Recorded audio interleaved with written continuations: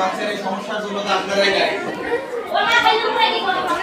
ওরে তো পেটে থাকতে একটা মায়ের যথেষ্ট পুষ্টিসম্পন্ন খাবার দেওয়া দরকার, আপনারা সেটা করেন না।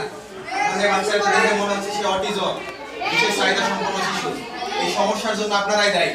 আপনি নেশা করেন, মস্তিষ্কের বিকাশজনিত ত্রুটি। একটা মায়ের পেটে যখন বাচ্চা থাকে তখন তাকে যথেষ্ট স্বাস্থ্যসম্পন্ন খাবার দিতে হবে, পুষ্টি তার দরকার। আপনারা তো তাকে খাবার দেন না, মারধর করছেন, এই জন্যই বাচ্চার এই সমস্যা।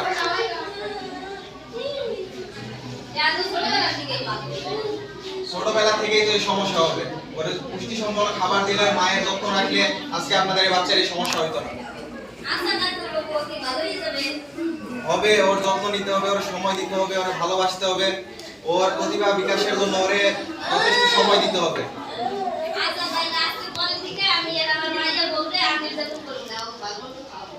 আচ্ছা ঠিক আছে,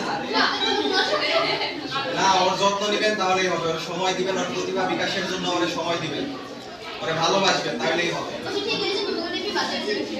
হ্যাঁ হবে, ওরে সময় দিতে হবে, ওরে ভালোবাসতে হবে। আচ্ছা